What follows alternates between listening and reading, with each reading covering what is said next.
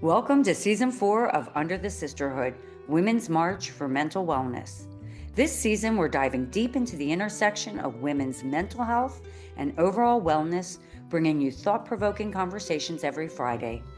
We'll explore a wide range of topics, including how mental health impacts every stage of a woman's life, the intricate connections between physical and emotional well-being, and the role of practitioners who champion mental wellness.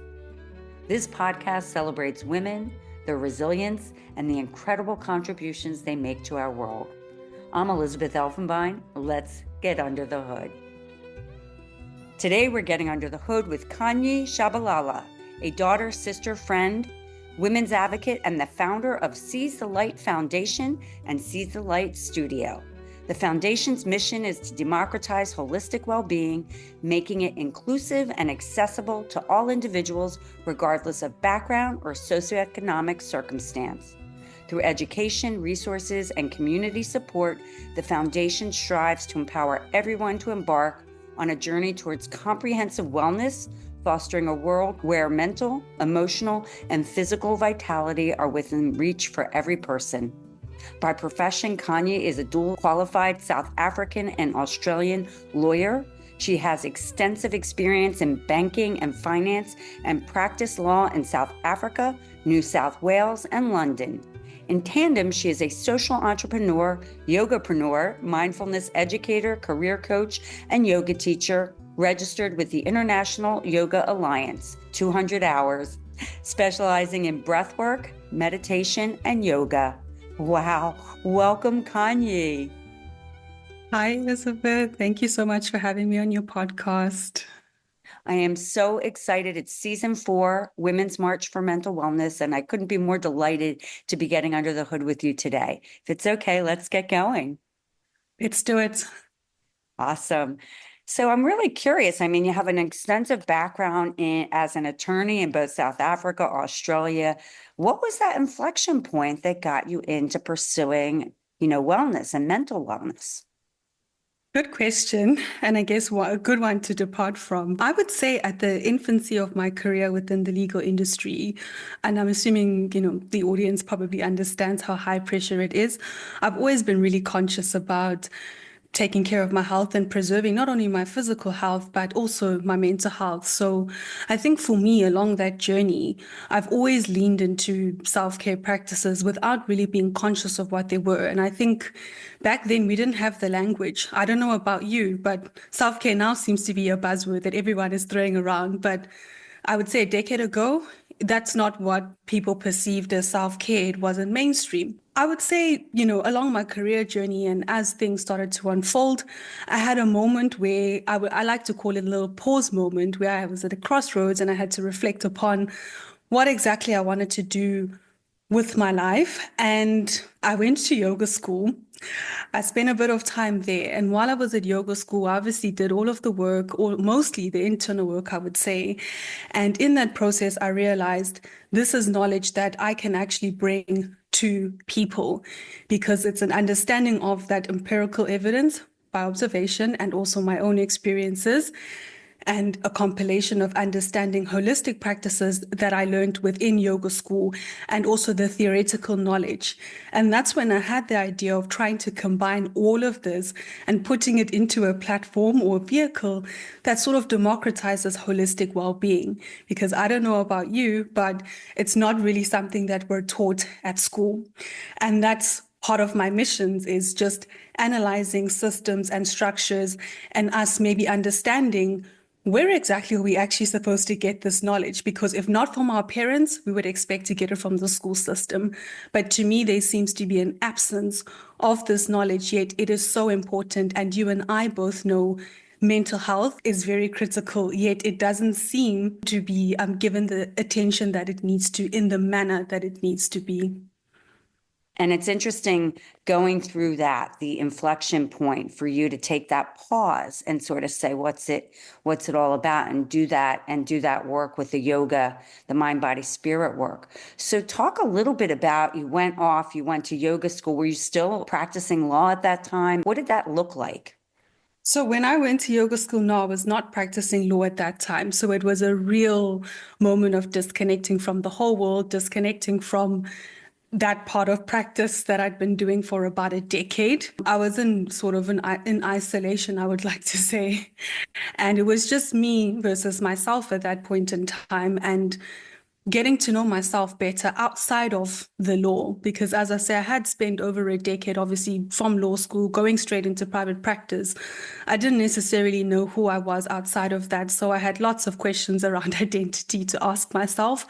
And I do think that the yoga school found me at the right time because it's probably the pivotal moment where I needed to ask myself those questions. And I don't think that I would have necessarily turned my life around in the way I have and been the contributor to society that I am now had I not had that moment. Kanye, what I think's wonderful is that going inward and saying, who am I? Like, so you were defined, sometimes, as women, our identities are very often identified with what we're doing versus who we are. And so I think I can, that resonates very deeply with me. So take us on your journey. I love that it resonates with you. And I think it's something that I realize is probably going to resonate with a lot of people because I think a lot of us, we identify ourselves based on what we do. But I think when I was disconnected from what I did for the first time, because I mean, even at your infancy, you go to school quite early on. You identify as a student, and then as a law student, there's no real space to self-reflect and also self-identify, which I think is so important. And I would love to loop that into mental health because I do think the rise in mental health issues is because people are not aligned with purpose. They're aligned with defined purposes and predefined boxes that society has placed, but it's not necessarily aligned with that internal purpose. And it's uncomfortable because, as you say, society, especially for women, there's societal structures and expectations that we're expected to maneuver and roles that we're expected to play. But as to whether that aligns with us internally, I don't know. I'm not here to conclude. And I think you have to be very brave in putting yourself first. The world doesn't always support that, sometimes not even your family, not even your friends. But at the end of the day, if you want to live, I think, an authentic life to yourself, it's imperative that you put yourself first. And I will actually argue that once you begin to put yourself first, you are such an invaluable contributor to your community. And once you lean into your strengths as opposed to what the world expects, I think you become an invaluable contributor. And that's my work that I'm trying to encourage people to get to know themselves, align with purpose, and contribute towards community. I do think then a lot of the stress, anxiety, and mental pressures that people are currently experiencing can be alleviated. So it would be great. We've talked a little bit about the system and society and the pressures put on us as humans, and more specifically on us as women. How do you see the interplay of inner world and finding self and mental health? Yeah, it's a great question, a complex one, which I'll try to unpack in the best way possible for the listeners to follow. If we just, I think, study the average journey of any person, you come into this earth, and as I say, you are guided into which structure that you will follow, and you sort of find yourself going along that journey. And as the journey unfolds, you will begin to see that there becomes less and less time for you to have moments of introspection and moments for you to self-identify.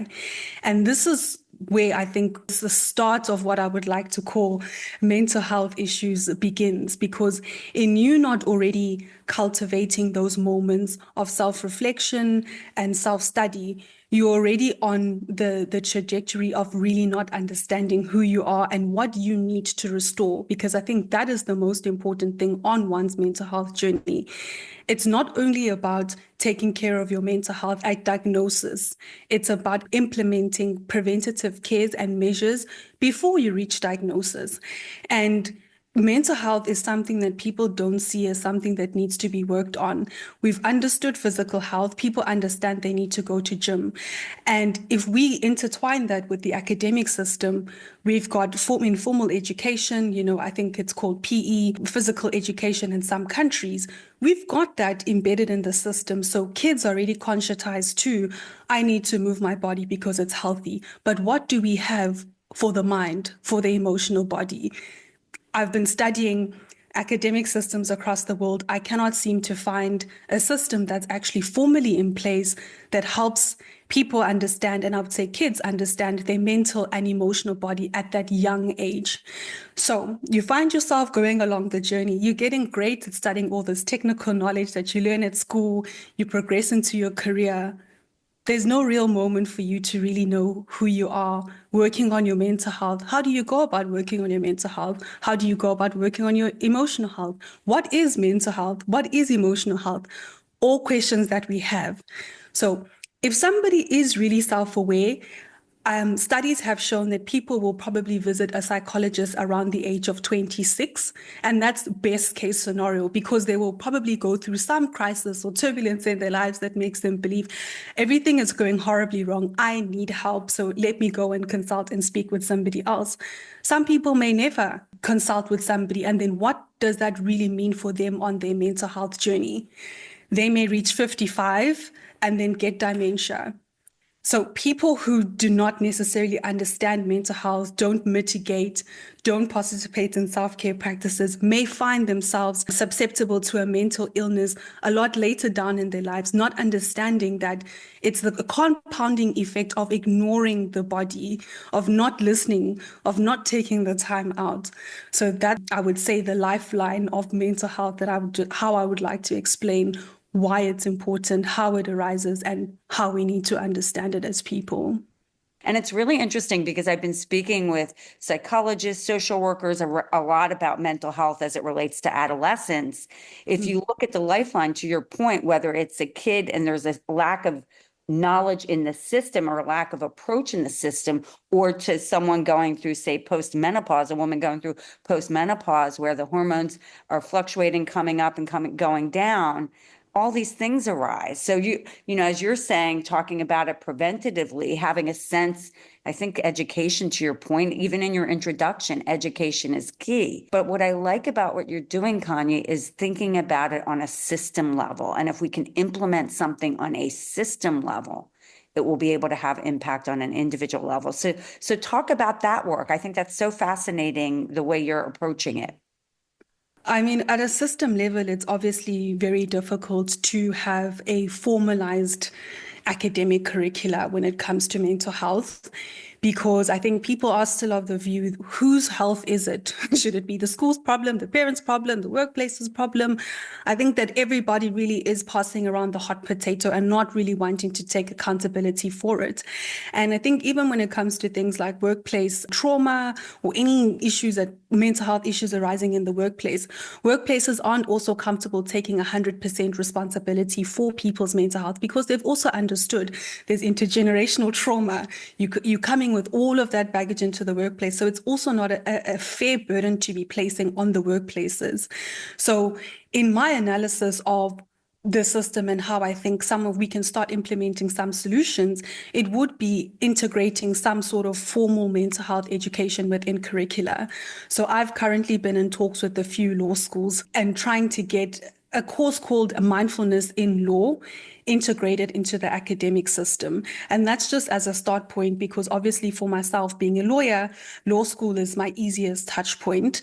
But I've seen in the US, for example, phenomenal work being done by the Yoga Alliance and having what they call mental health breaks. So I think the students, I think that's at elementary level, they actually have like 15 minutes of a break for breathing or just meditation. So they're doing great work, just getting those mindful moments carved out deliberately for students in the day.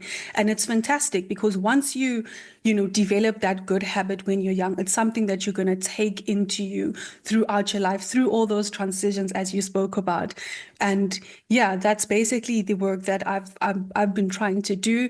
Very challenging, as I say, because people are balancing profits, they're balancing deliverables, and now to add on another course, resources behind it, testing, research, it's not easy, but I still think that it's work that it's so imperative that it has to be done. And it not only benefits the people in that academic course, but everybody around them, because once you conscientize one person, they will feel the responsibility to tell other people.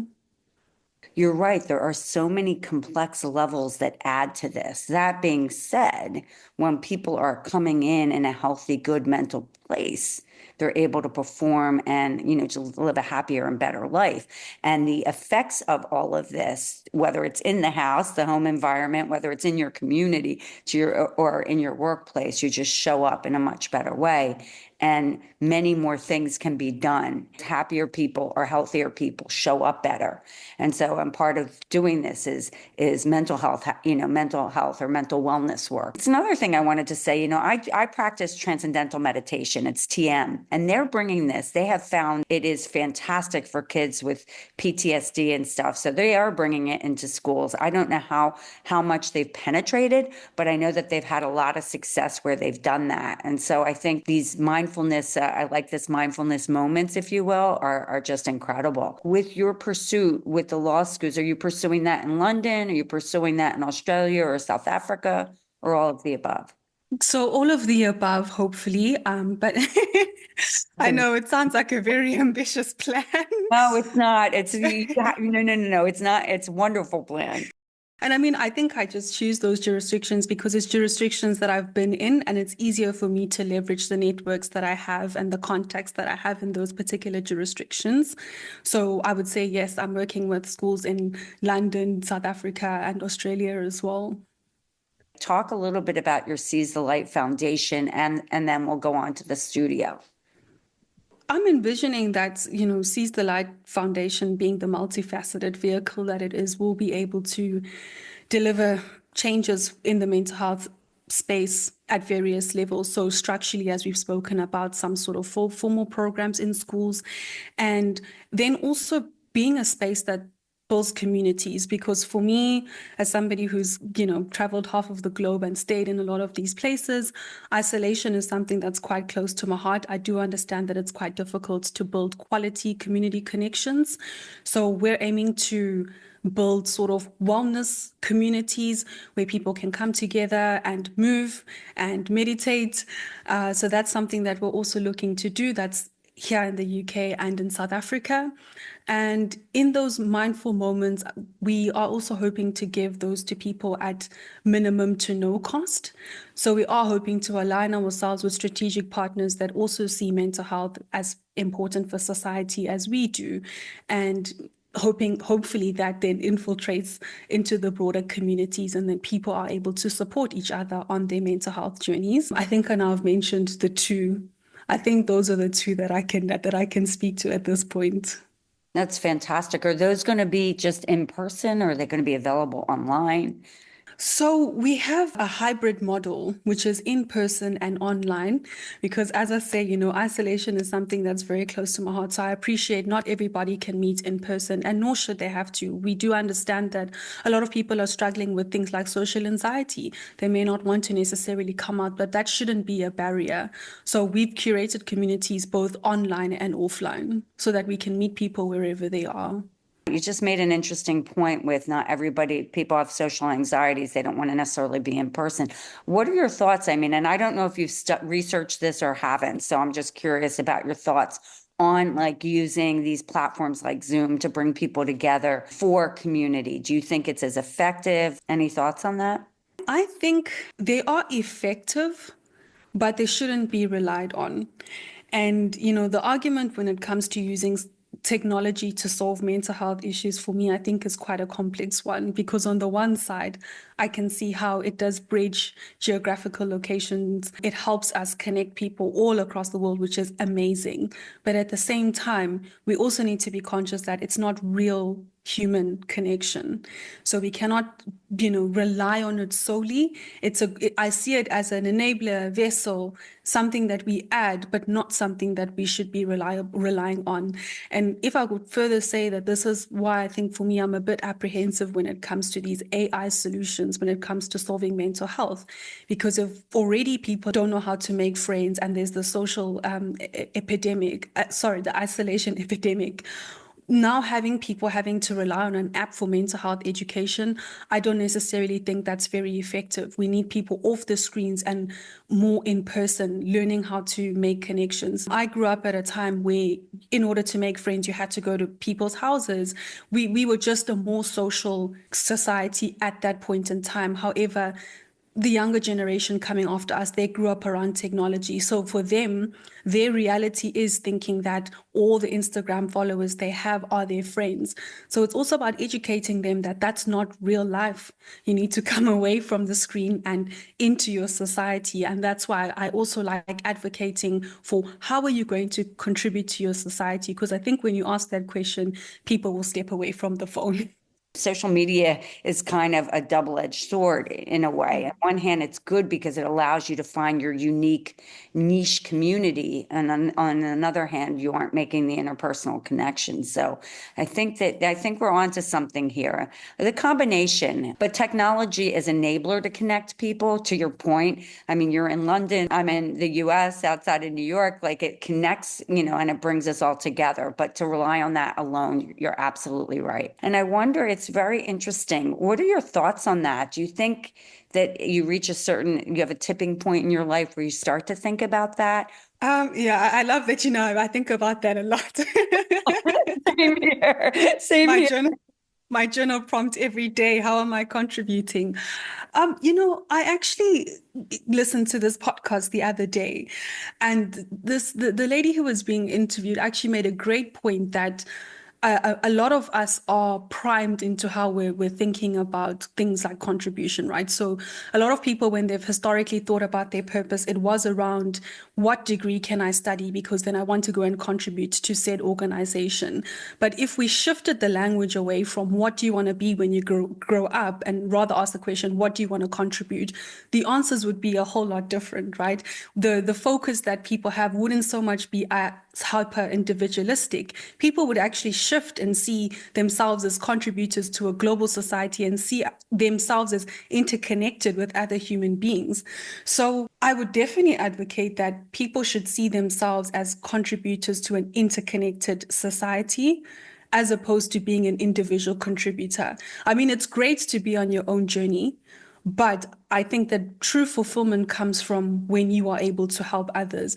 And as somebody that has been on both sides of the coin, I can absolutely confirm that when you are contributing towards other people, you feel a lot better. And I used to read these self-help books a while ago. This was a decade ago, I'd say maybe even over a decade ago, where they would say, people who have good mental health are people who are helping other people. If you help somebody else, it really changes your mood.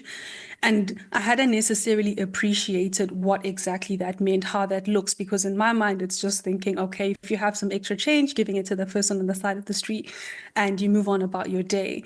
But I think the conversation needs to move a little further from that. It's what long-term sustainable changes can you make? Maybe you don't need to go down a certain path that only benefits you. Maybe you can find a way to benefit yourself and benefit other people.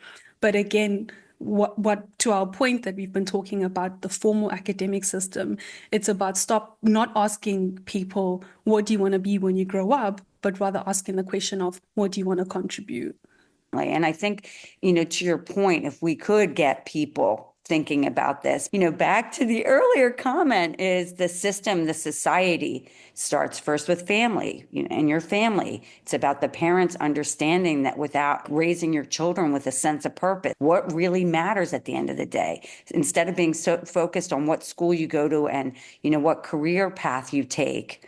Who are you as human beings? And I think you've stirred a lot in me today because there's so many ways we can think about it. So yeah, so it starts with the family and then talk about that. Then it goes into the family, the schools, the community, right? And then the workplace and, the larger society. I love the fact that you're thinking about this individualistically and collectively.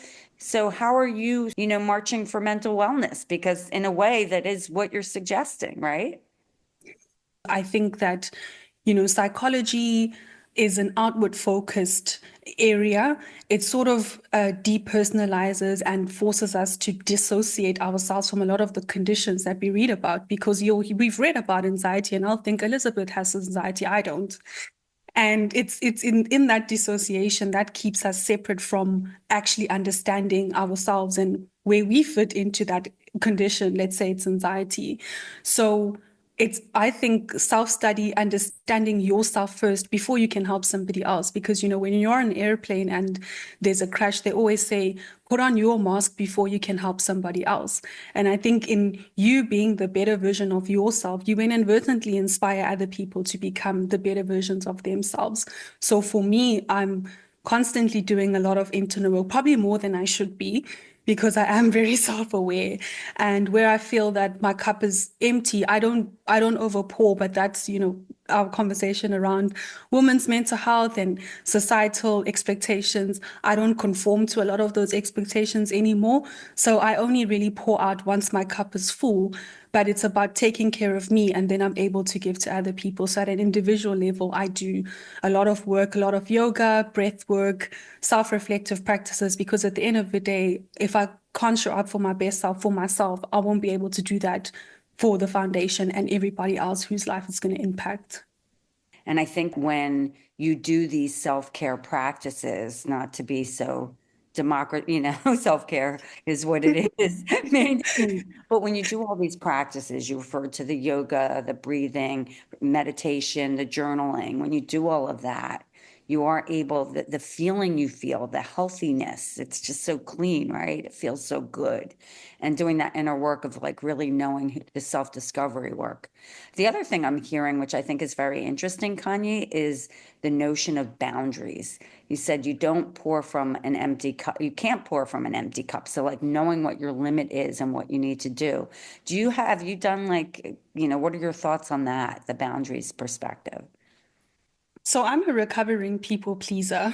And, it's interesting because it's actually in my research and in my work that I truly came to understand, dis-ease is your body not being at ease. And when you're not in tune with your body, your mind, and what it's saying to you, you're never going to know what you actually truly need. And boundaries is a huge part of that, because if you're not able to put a boundary and take your annual leave, or put a boundary and not help somebody else who needs help because you're not feeling good and you're not too concerned about maybe being a bad sister or a bad daughter because you need a moment, I think that that's quite critical, that's something that every woman needs to learn. It does become very difficult. And when it's things that we're not taught, a lot of women have told me that it comes with age, it comes with maturing, which I think is probably true as you say, like lived experience, I think does play a role in it. But I do think that young girls are not really taught how to maintain boundaries because they are primed into being people pleasers and serving and pouring from empty cups. I do think that it comes a lot later in life that you're able to create those healthy boundaries and know when to pour and when not to pour and when to take the moment to restore and when to give.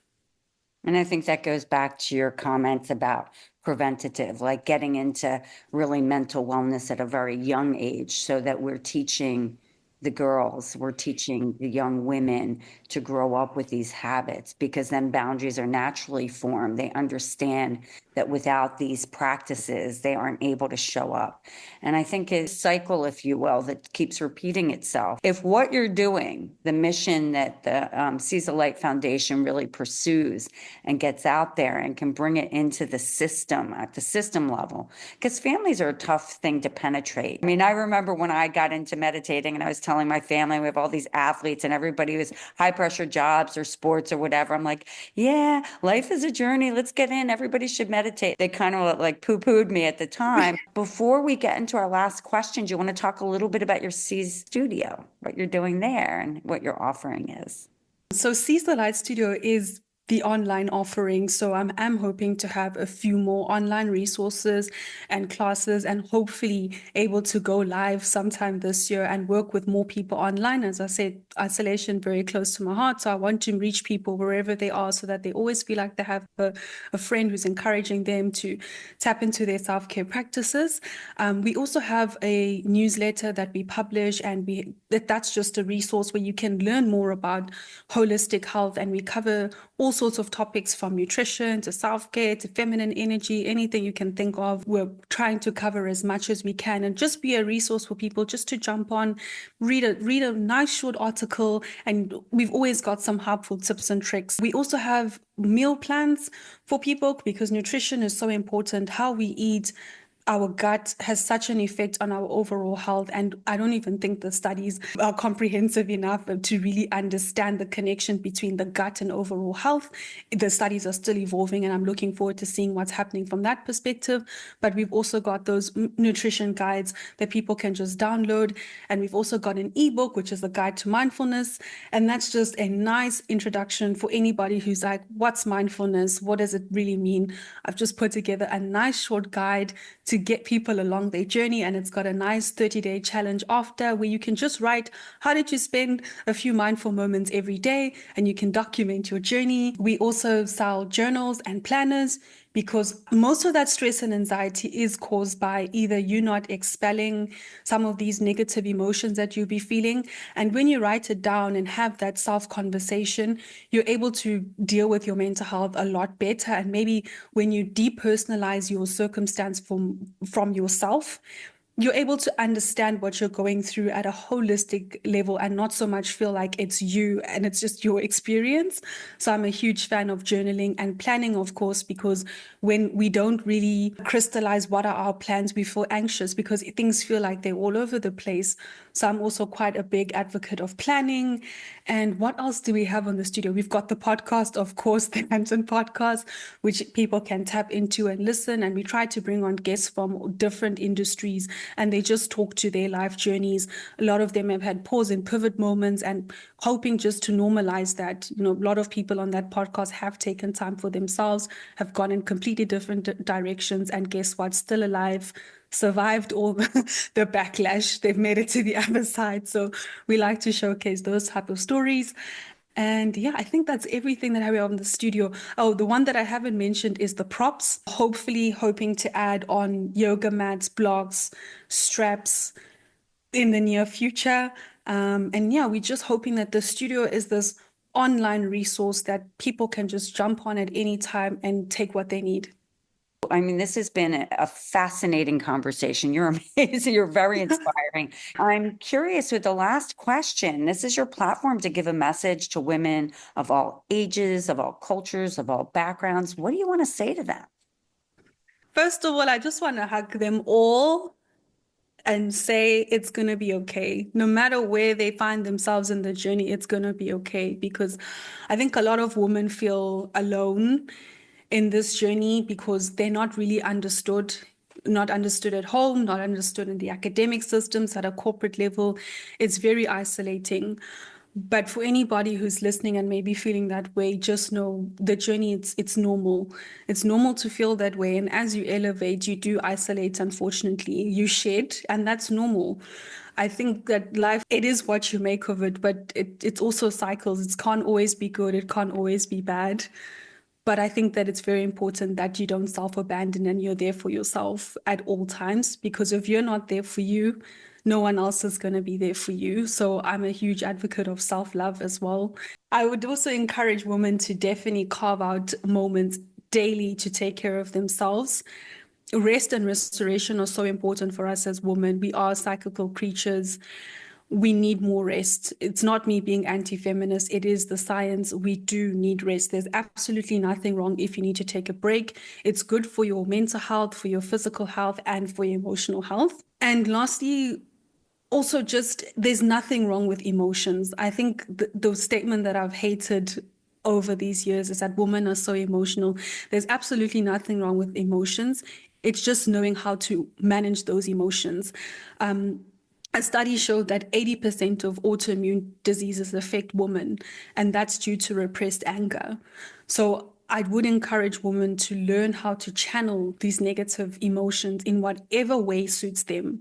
And that's why it's important to get to know you. Forget about what the apps tell you, the studies tell you, and even maybe what we've shared in this podcast.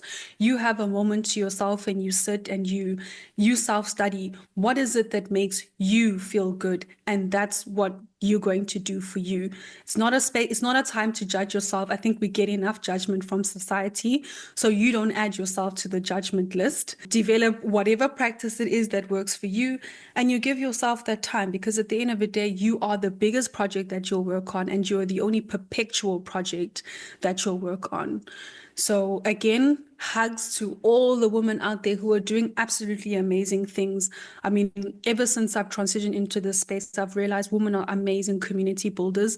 Like yourself, Elizabeth, I mean, it could only be a woman that would decide we're going to go under the hood, and we're going to make sure that it's an intergenerational platform, because you want to leave your legacy a resource that women can tap into no matter what age they are. Amazing, so needed, because some women don't have the stories. They don't have moms and sisters and aunts that they can ask about what happened to you at this age. I'm experiencing this, what about you? Amazing that we have a platform where we can tap into a resource and listen to lived experience, because it's so important.